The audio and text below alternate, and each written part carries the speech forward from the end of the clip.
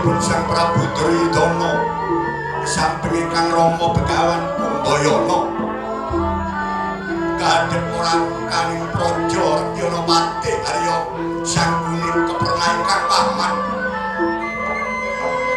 gaten-gaten sowane Raden Jayajirata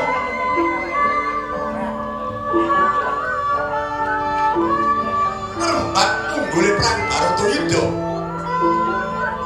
dereng dang nampi rawuhipun ingkang Rama para sepuh Prabu Salya mangkono ijeng pangandika ingkang dereng kawiyosing lesan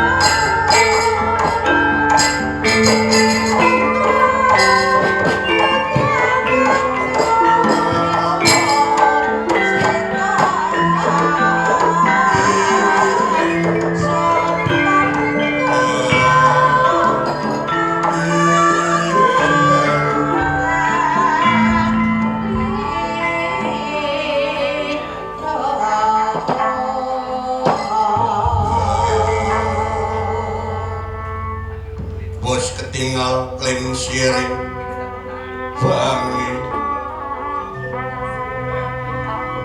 suaranya sawung kaloro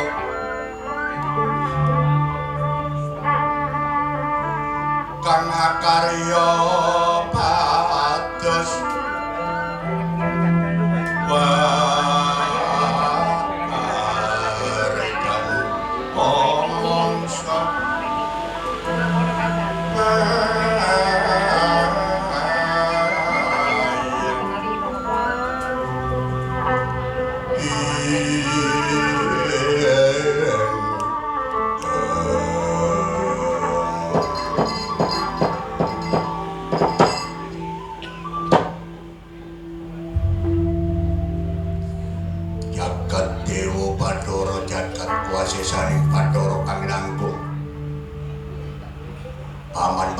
Arya Sangguni Bapa Druna kawula nggih sinuwun mijipun paman Arya Sangguni iki apa menjang kula sinaingke suare kembal manjang-manjang nggih iki diwapun Bapa Sikaling satriya nika kula wau saderengipun rawuhipun Kanjeng Rama Marasuba sampun karembak sampun jelas dos pundi carane unggule Prang Baratayuda Jaya Binangun mugi kaparsrana ingkang Rama Marasuba dawuh pangendikanipun Bapa Druna dalah Paman Patih Arya Sangguni inggih nggih prayogine iki apa ya betul iki apa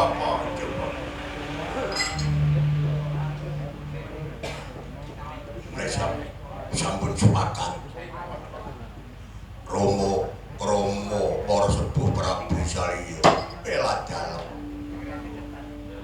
wonten pendika ngadawan angger Prabu Duryudana Yun pangapunten saderengipun sarawuh panjenengan kula boten saged siyaga pasukatan awujud menapa kemawon namung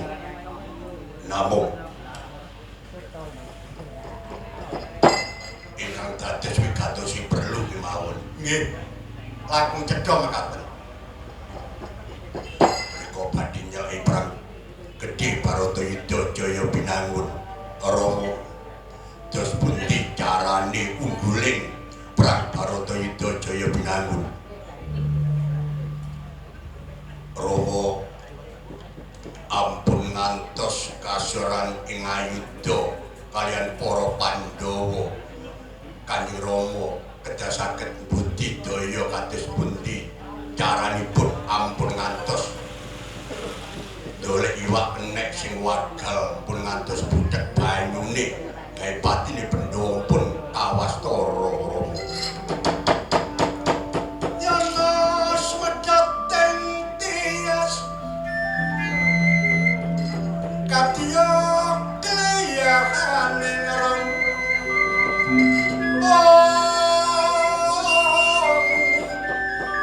saput samirana nang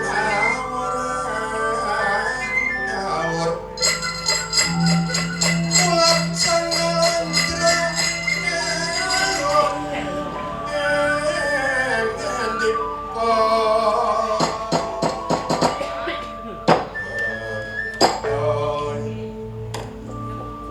paribasane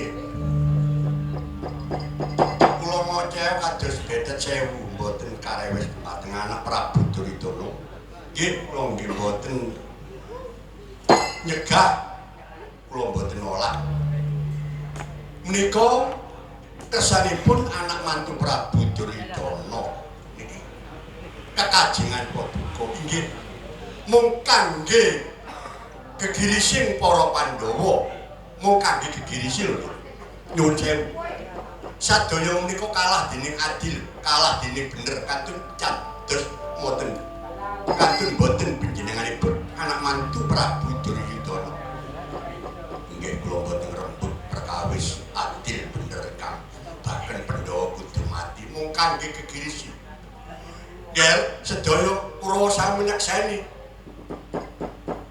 kula mangke medal jahe badhe kedalaken aji kula Cendabirawa aji Cendabirawa asale setunggal mengke menawi dipun perjaya saged gesang dados kalih dados kawan dados 100 dadi 2000 dadi 10.000 atus dados pinten-pinten atus ewu dalam menika kemawon Kanjeng Rama inggih kula nggih mboten kepingin anak kula niki dados randha nggih kadosa salaminipun dhateng anak Prabu Duryudana nggih asra Rama Prabu salya paman pati untapta saking para Kurawa inggih senika ngestaken dawuh nggih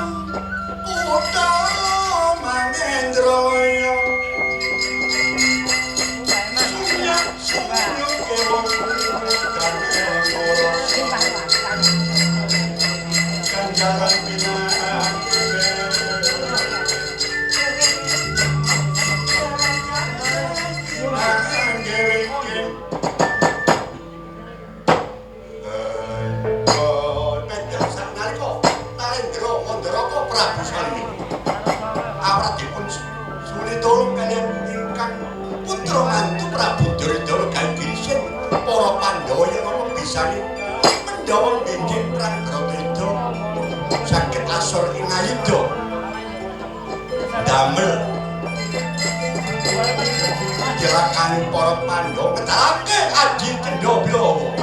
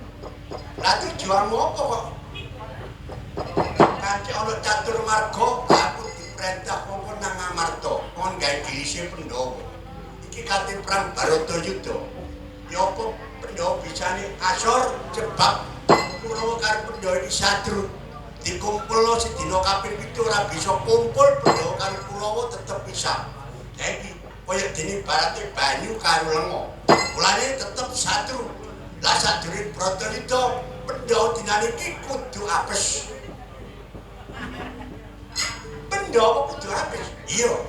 Pandhawa kudu apes. Dalan ngono sih. Elek atine wong atine bener adil adalah iya. Kakang yen ngono kaya dipraso. Oh, aku kang bakal ngalang-alangi. Ojo ngajak kancik nang negara Margelo. Dadi apa kon apane Pandhawa? Aku duduk nak sana, duduk dulur. Nanging wong bener tak bel kon menang karo aku. Tak sembah drama, oh kurang ajar.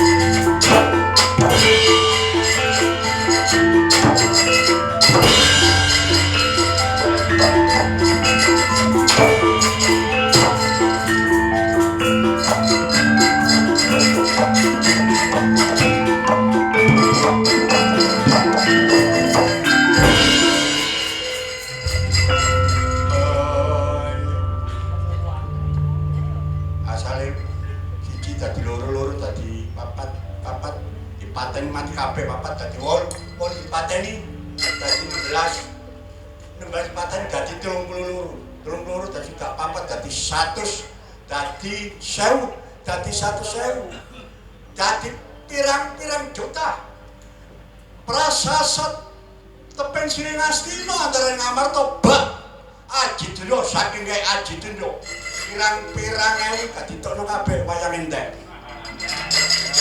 Ngamuk kaya ampuan pating glereng pating gloro suarane.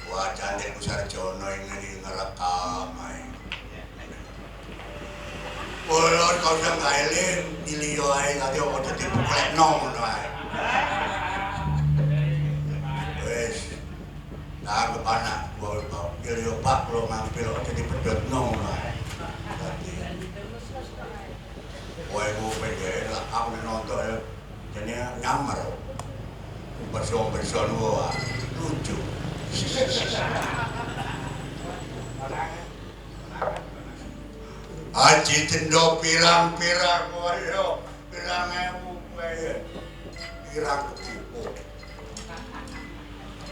iki aku jangan gawe sampiran nek om jenengmu kepinginan. Mbok menawa iso gawe simpengan buta kerapatan tuwa. Iwo. Tengene pedes-pedes. Nyiapi lakon Ramayana ana ing Kubuan Agustus. Dur. Aku natano anoman ke Marto nek kalimo ya 6. Nek mari dene ngono sing nuku ya tak kena.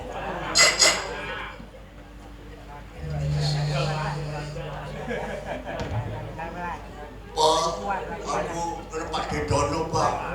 Anoman, Pak. Wah, dewa itu. Bener. Wah, ayo dikae suruh pendok, kae suruh, kae rusak.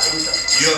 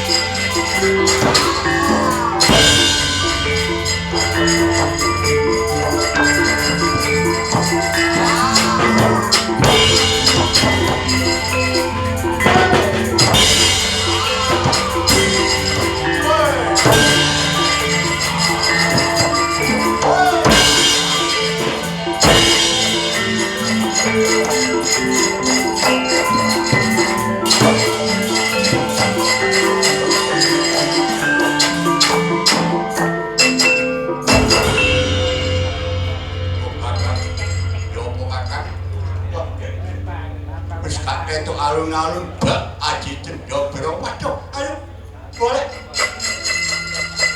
Papan kanggo siwitan. Yo, mire dhisik yo, masuk boleh. Papan pandhekan. Yo, ayo boleh siwitan.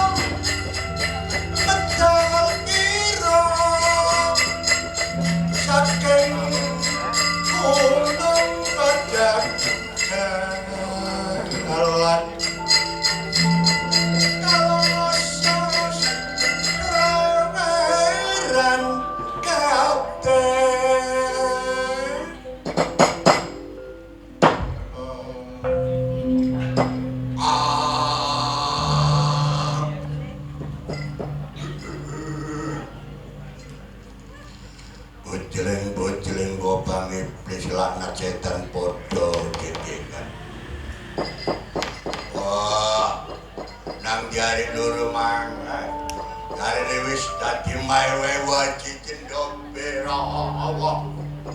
Ayo kae kiri siap Pandawa. Ya dasar apara nyata. Podone mengkono. Ayo. Kae kiri siap Pandawa. Kiri siap Pandawa.